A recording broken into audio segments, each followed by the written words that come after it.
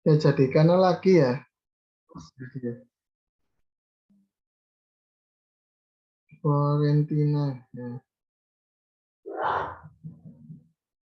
Tuh,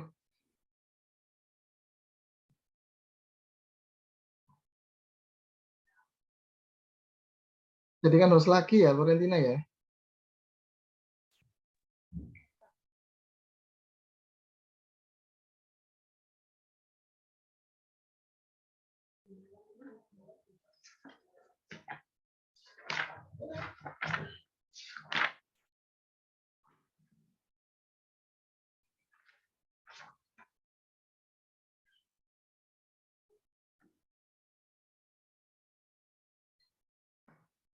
Saya lanjutkan ya Pak tadi. Ya. Jadi sebelum saya lanjutkan ya, itu kan informasinya hanya dari rekening koran Bank Bini. Maksud saya, yang setoran bukti dari pelanggan menyetorkan ke bank ya, itu ada nggak di dokumennya? Karena kalau kita hanya catatan bank ya, kita tidak bisa hanya melihat catatan bank, tapi kita harus melihat bukti dari para pelanggan kita yang transfer ke bank, namanya gitu. Ada nggak buktinya? Kalau hanya satu catatan aja di bank ya kita nggak bisa mengklaim bahwa itu sudah menjadi potensi pendapatan kita ya, karena ini kan kita harus mencocokkan. Nanti kalau kita rekonsiliasi, maksudnya seperti rekonsiliasi ya, nyocokkan datanya buku perusahaan dengan datanya rekening koran bank ya.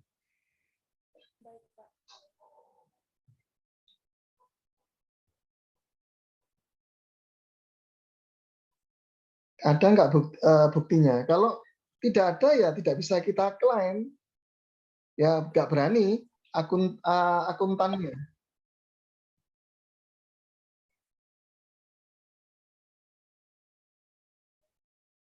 Jadi kita harus melakukan apa sih rekening koran itu ya?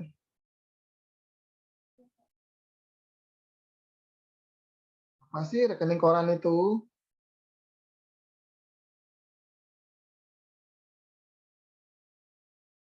Jadi harus ada bukti juga ya.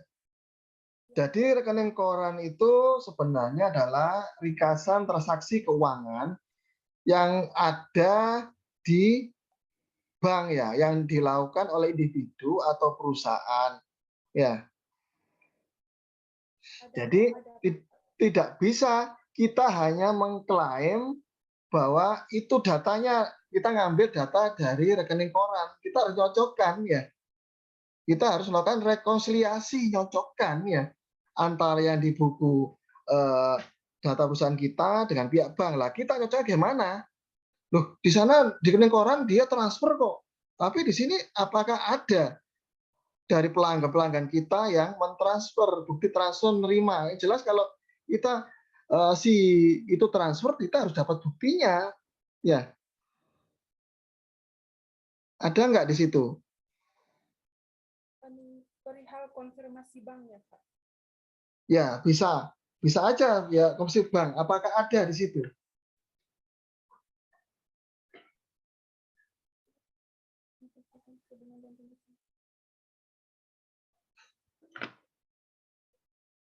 Kami melaporkan bahwa pada tanggal 31 Desember 2012 KPM menunjukkan saldo kredit.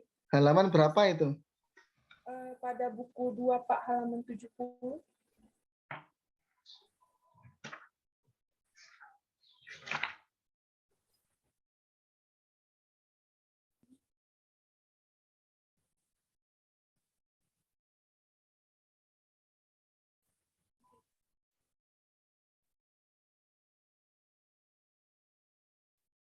Ya, itu kan nggak sama ya. Itu kan nggak sama.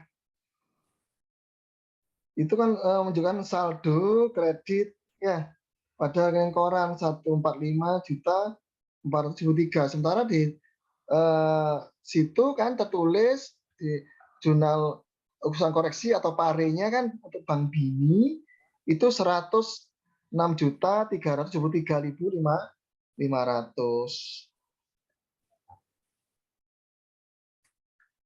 Ya. Sebetulnya kita bisa kembali ke kalau kita melakukan prosedur audit kita ya. Prosedur audit yang kita lakukan ya, langkah-langkahnya itu ya. Coba dibuka prosedur auditnya ya. Di modul 4 halaman 56 ya. Tolong dibuka ya. Karena harus mengikuti prosedur audit ya. Di situ ya. Apakah sudah diisi tuh prosedur audit di situ?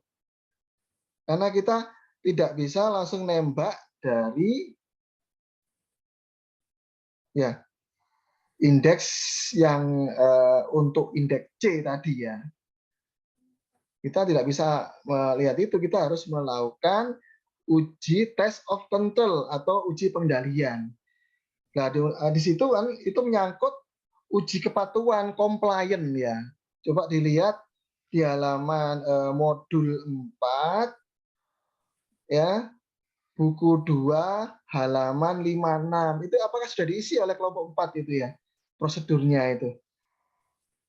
Indeksnya diisi, terus setelah dilakukan maka harus diparaf di situ ya. Apakah sudah dilakukan? Nah, ya itu nggak bisa diklaim ya. Jadi nggak bisa diklaim. Makanya kita lihat yang pertama uji ketaatan ya. Itu harus diisi dulu itu ya. Uji ketaatan. Yang pertama ya di halaman 56 modul 4 buku 2, tolong di lainnya diikuti ya. Dilihat. Nggak apa pelan-pelan nggak apa-apa ya. Walaupun ini nggak selesai bisa kita lanjutkan besok ya. Nggak masalah, yang penting di sini belajar tahu ya. Artinya di situ sudah prosedurnya ada. Yang pertama kita melakukan uji ketaatan, ya uji kepatuhan atau compliance test. Terus uji kewajaran, ya wajar atau tidak. Terus nanti yang halaman 57 ya kita melakukan prosedur konfirmasi dengan pihak bank ya.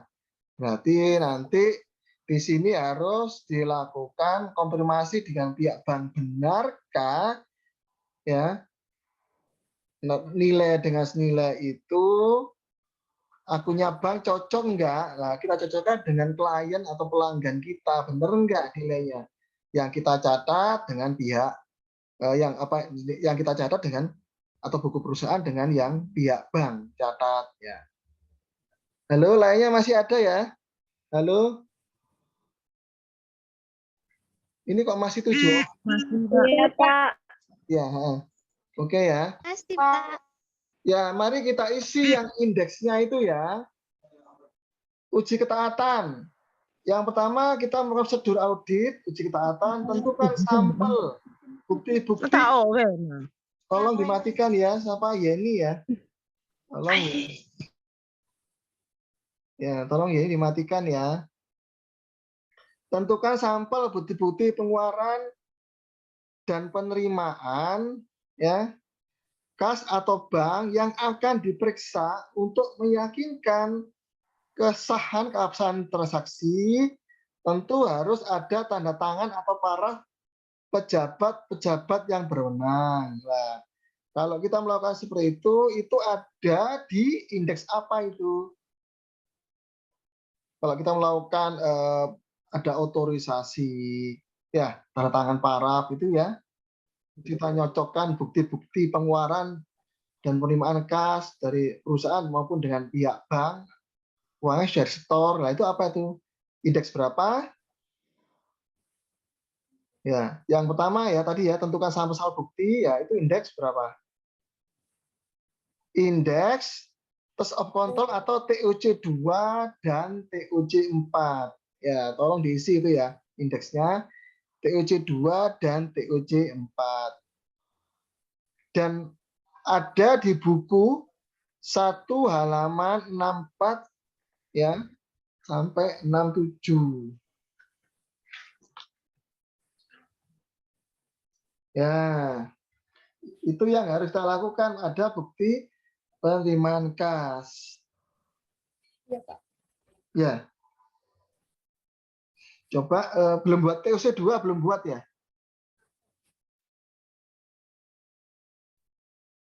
Saya anunya dulu, TOC 2 saya. Nah, gantian saya yang nge-share ya. Coba ya. Kak. Ya.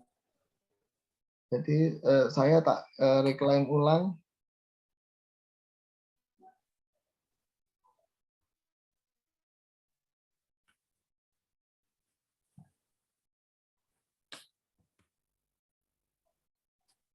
Nggak bisa ya. Oh ya, sekarang jadi host saya ya. Oke.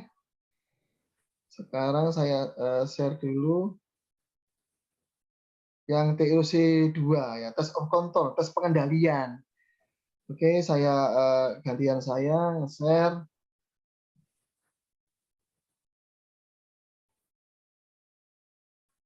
TOC 2. Oke. Halo, kelihatan ya? Iya, Kak. Iya, Pak. Kelihatan, Pak. Nah, inilah.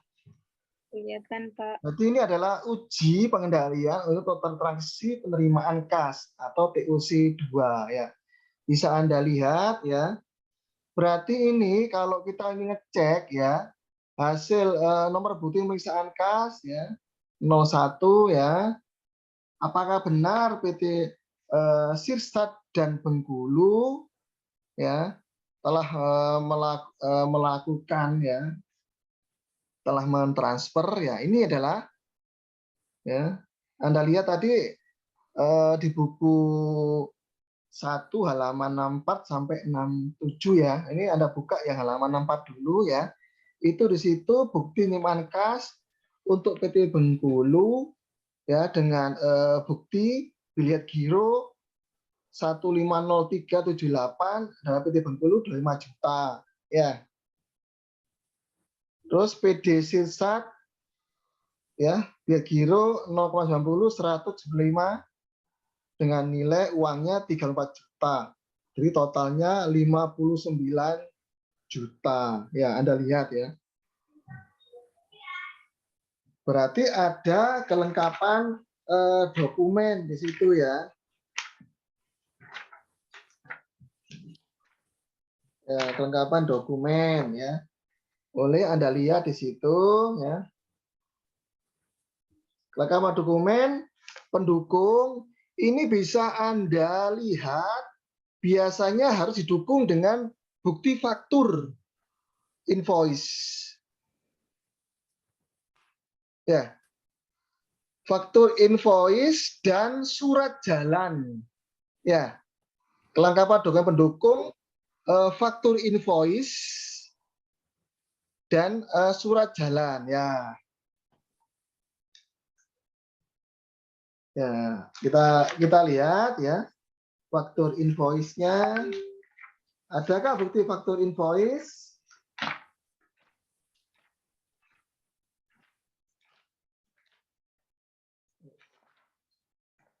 Halo? Ya.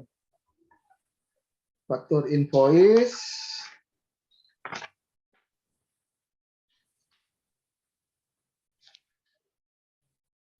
Ya.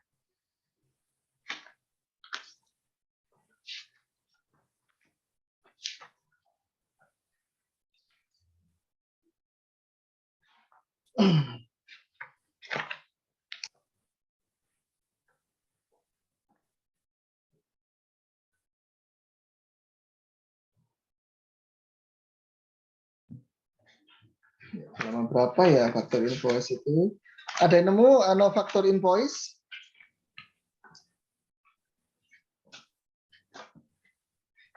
Faktur invoice. Ada halaman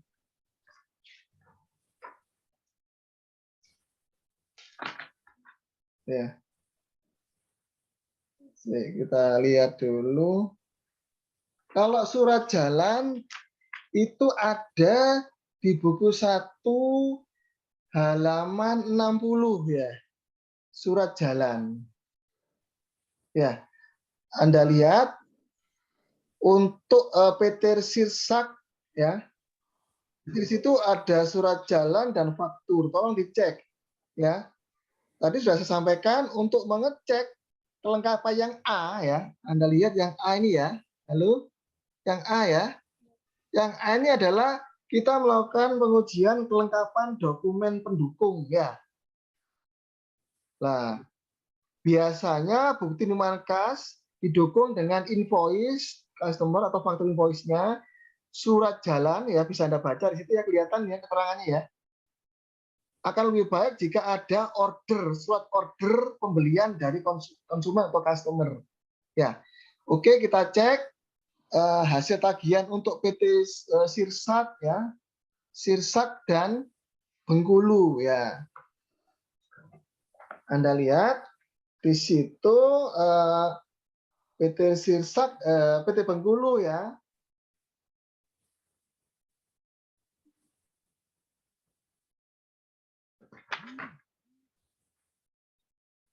Ya.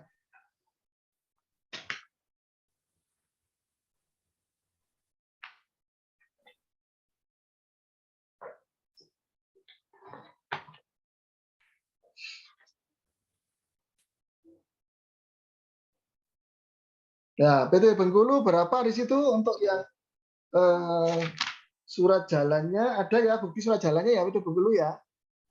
Berarti harus ada yang menerima siapa barangnya ya, surat jalan ya. Yang menyerahkan siapa ya. Yang menerima itu berarti kan di sini adalah yang menerima, kalau Anda lihat di surat jalannya itu ada Tukiman ya, PT Bengkulu. Sementara yang menyerahkan adalah PT Peta, pegawainya Peta itu Wawan. Ya, untuk PT Bengkulu. Untuk yang PD Sirsak, yang menyerahkan tetap Wawan, yang menerima adalah pegawai yang PD Sirsak yang namanya Rakimun di situ ya. Halo, sudah dicek ya? Itu untuk surat jalan ya. Untuk faktur ya.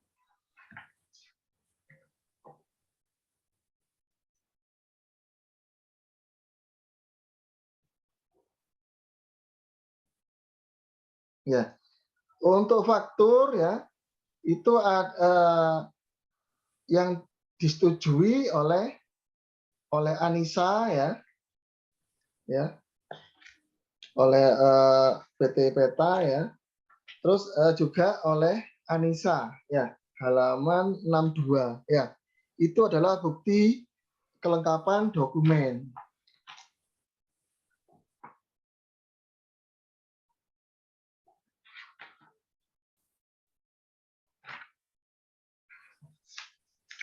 Ya. Halo? Sudah dicek ya?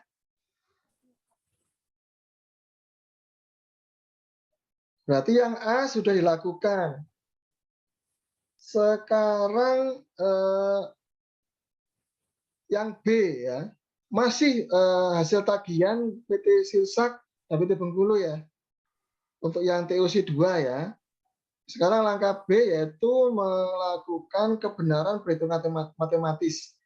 Berarti mengecek kuantitasnya ya, perkalian harga jual dengan unit di faktur ya, bukti faktur ya. Coba Anda hitung itu.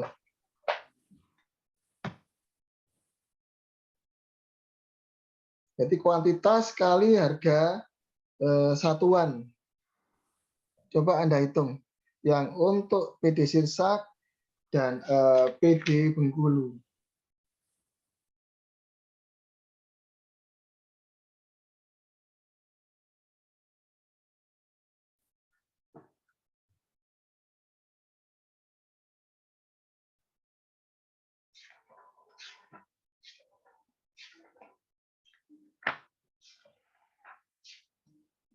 Halo, sudah dihitung ya?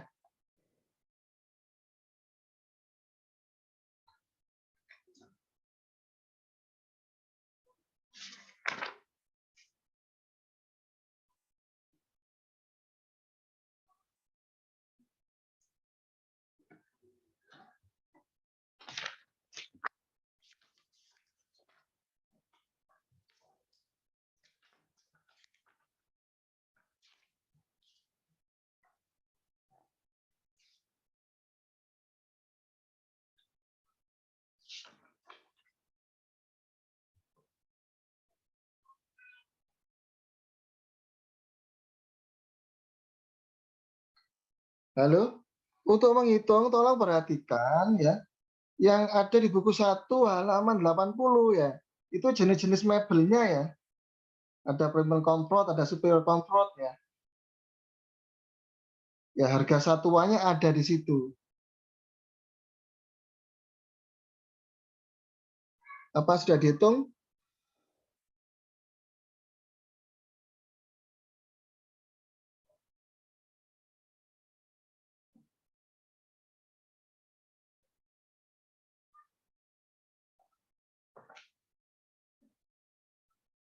Di dasarnya adalah yang ada di buku 1 halaman 80 ya. Karena di situ ada data rincian persediaan barang ya. Dan harga satuannya ya. Harga satuannya berapa di situ.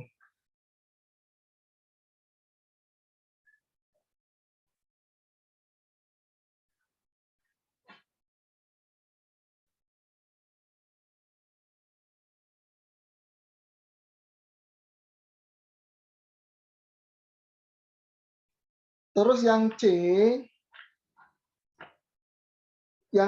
itu ya, berarti otorisasi ya. C itu otorisasi. Ya, Anda lihat yang C ini. Otorisasi. Ya. Kalau yang ini tadi mengecek kuantitasnya di faktur, jumlahnya berapa, harganya berapa ya. Jadi kalikan. Jadi jumlah unit kali harga. Kalau yang C ini otorisasi, ini adalah yang faktur invoice tadi yang tanda tangan siapa. Apakah ada yang bertanggung jawab dan yang menyerahkan ya. Jadi faktur invoice tadi dicek. Kalau ada berarti sudah benar ya. Ada ya, harus ada tanda tangannya ya.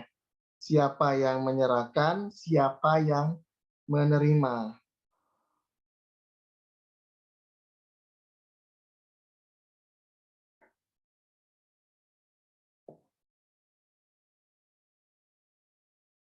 Terus yang D,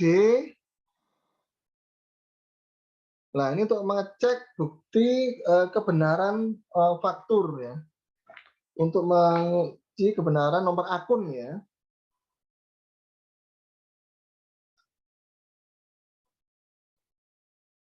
Ya. Jadi kalau bukti penerimaan kas dari PT Bengkulu, tentunya harus ada kolom nomor bukti perusahaan kasnya ya. Ya, Anda cek ada nggak bukti perusahaan kasnya. Lalu cek buku tambahan piutang ya, cocok apa enggak. Anda lihat di halaman 50 ya. Anda lihat halaman 50.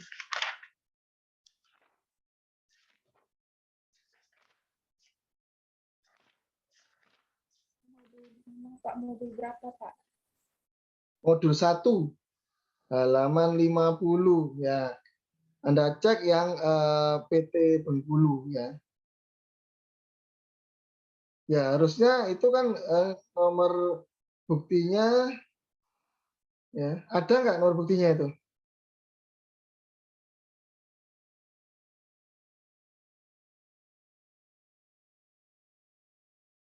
Ya, PT Bengkulu maupun PD Sirsak ya.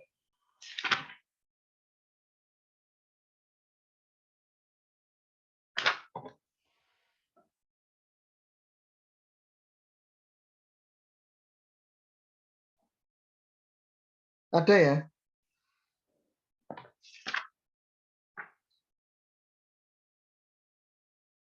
Berarti ada angka 25 juta itu kan ya. Di Bengkulu yang kredit itu ya. Ada ya.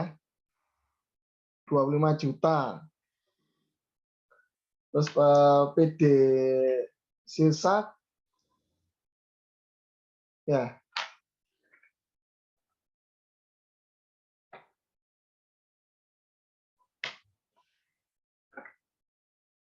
Lunasan ya. 34 juta ya PD Sirsak ya.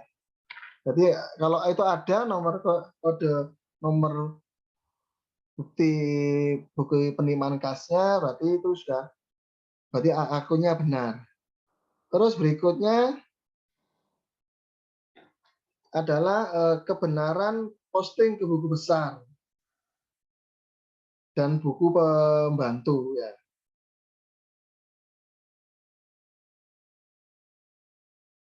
Ya biasanya harus ada buku postingnya dari jurnal ke buku besar dan didukung dengan buku pembantu. Ya, jadi betulnya untuk ini audit ini memang harus mengikuti prosedurnya dulu ya. Makanya tadi awalnya kita harus ngisi dulu ya. Wis kita isi dulu aja ya ini prosedurnya ya. Prosedur auditnya untuk modul 4 ini ya. Kita isi dulu aja ya. Kembali lagi ke modul 4 buku 2 halaman 56 ya. Modul 4 buku 2 halaman 56.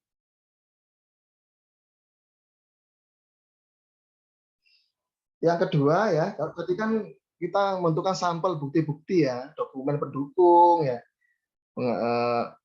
Sekarang kita melakukan yakinkan yang kedua ya, masih uji ketaatan, uji kepatuhan. Di situ ya, yakinkan bahwa apakah semua dokumen-dokumen yang dipertanggungjawabkan sudah lengkap dan distempel lunas ya dalam rangka menghindarkan bukti-bukti tersebut ya bisa dipakai berulang-ulang. Ya. Nah, itu berarti indeksnya adalah indeks ya. Kalau kita melakukan dokumen tadi ya kita melakukan uji transaksi ya. Berarti itu adalah TOC 2 dan TOC 4 indeksnya. Terus Anda kasih paraf ya. Ya, masih buku ya. Halaman 56 modul 2 modul 4 buku 2.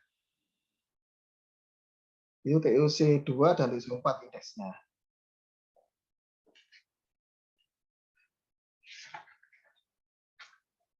Nah, untuk dokumen itu ya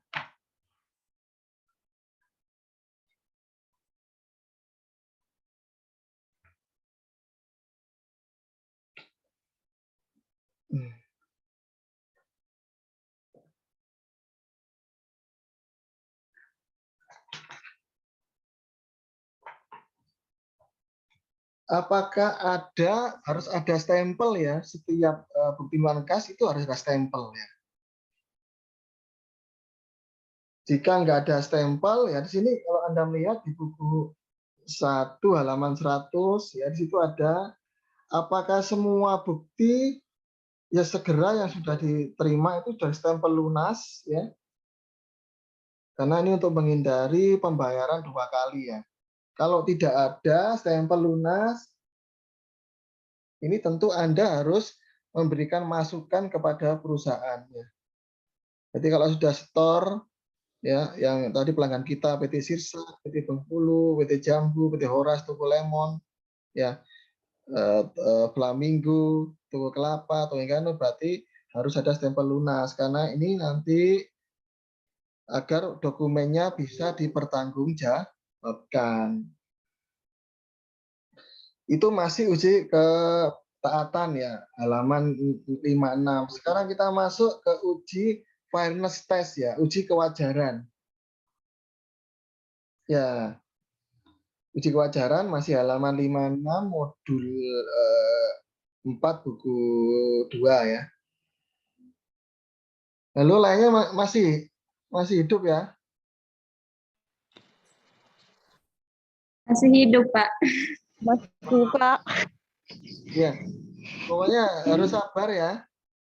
Harus sabar ya. Memang kayak begini nggak apa-apa. Kita semakin semakin fokus ya.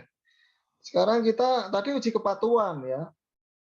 Sampel bukti dan meyakinkan dokumen ya. Sekarang kita melakukan uji kewajaran. Halaman 56 modul 4 buku 2 ya. Yang pertama kas ya. Yang pertama siapkan skedul utama dari kas setara kas. Ya, berarti kita di sini melakukan ya skedul yaitu skedul C ya. atau indeks C ya, tolong diisi itu ya, indeksnya indeks C. Terus kasih paraf ya, kasih paraf itu ya, Anda paraf. Nanti sekarang kita masuk ke indeks C.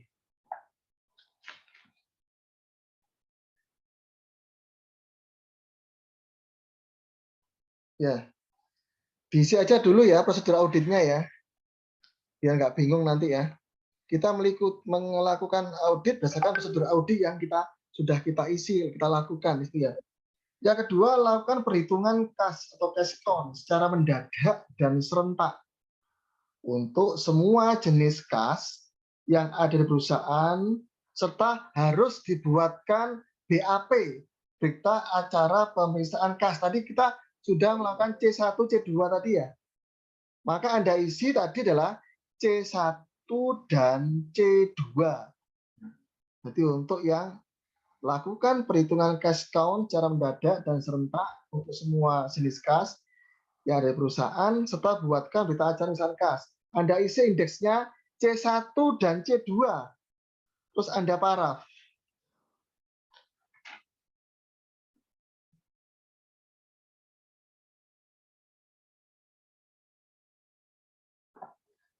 Ya. Ya, terus Anda kasih keterangan yang ini tadi, keterangan lakukan perhitungan cash count tadi, Anda kasih keterangan, ini Anda cek di buku 1 halaman 102 ya. Karena kita melakukan yang ya buku 1 halaman 102. Yang paling bawah sendiri ya. Halaman 102 yang paling bawah sendiri. Karena situ ada ikhtisar hasil perhitungan kas ya, uang kertas dan uang logam. Ya, itu ya. Nah, terus Anda Anda tulis di situ ya. Sekarang kita menginjak langkah yang ketiga, masih uji kewajaran. Ya. Yakinkan bahwa buku kas telah ditutup pertanggal pemeriksaan dan semua bukti keluaran kas dan bukti keluaran kas telah dibukukan. Berarti kalau kita sudah melakukan itu, berarti kita melakukan indeks C1 dan C2 karena kita ngecek kas besar dan kas kecil. Berarti kita kasih indeks C1 dan C2. Anda paraf.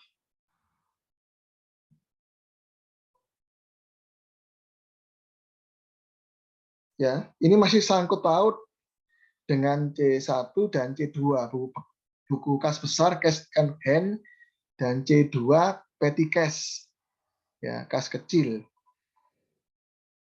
Ya, Anda paraf. Terus berikutnya, yang langkah keempat, masih uji kewajaran, bandingkan saldo kas berdasarkan perhitungan kas dengan saldo buku kas. Itu indeksnya C1 dan C2. Terus Anda kasih paraf.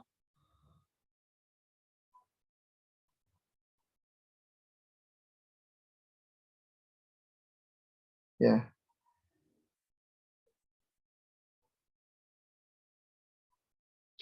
Sudah, sekarang lanjut. Langkah kelima. Apabila perhitungan kas dilakukan sudah tangan neraca, lakukan prosedur penarikan mundur. Ya. Atau traceback ke tanggal neraca. Ya. Dan ternyata bila dilakukan sebelum tanggal neraca, ya, lakukan penarikan maju ke tangan neraca. Ya. Jadi kalau Anda sudah lakukan perhitungan kasnya, sudah tangan neraca, berarti Anda lebih baik mundur, traceback menghitungnya ke tangan neraca. Ya, berarti kalau misalnya Anda perhitungannya itu tanggal 6 Januari 2013, berarti Anda mundur. Karena kita tadi ngaudit tahun 2012, Anda mundur. Ya, tapi kalau Anda melakukan perhitungan kasnya sebelum tanggal neraca, misalnya perhitungannya tanggal 16 Desember 2012, berarti Anda tarik maju ke tanggal akhir, mendekati tanggal akhir neraca. Ya. Ini adalah indeks C1, tolong diisi indeks C1. Dan Anda kasih paraf ya di situ ya. C1 jelas kita ngomong buku besar, cash on hand. Buku kas besar ya, buku kas besar atau cash on hand. Terus berikutnya langkah ke-6, bandingkan saldo buku besar dengan saldo perhitungan kas. Setelah Anda melakukan prosedur penarikan pertanganan neraca. Ini indeksnya C1. Ya. Indeks C1. Jadi kita melakukan schedule C1 ya. Anda kasih paraf gitu.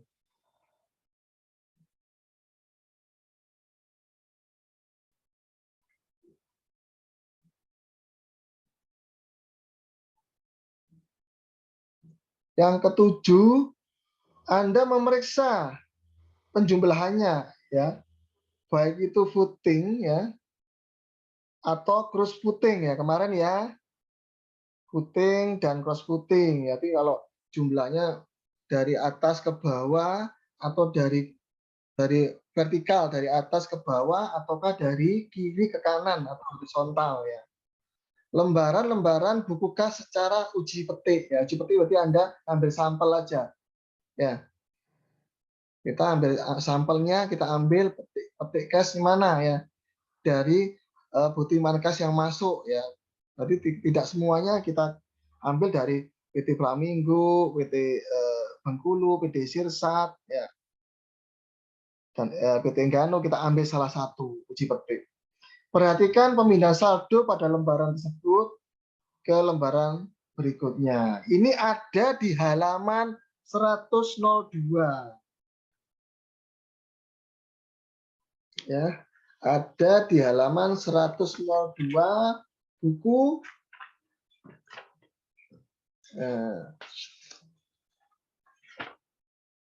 buku 1 ya.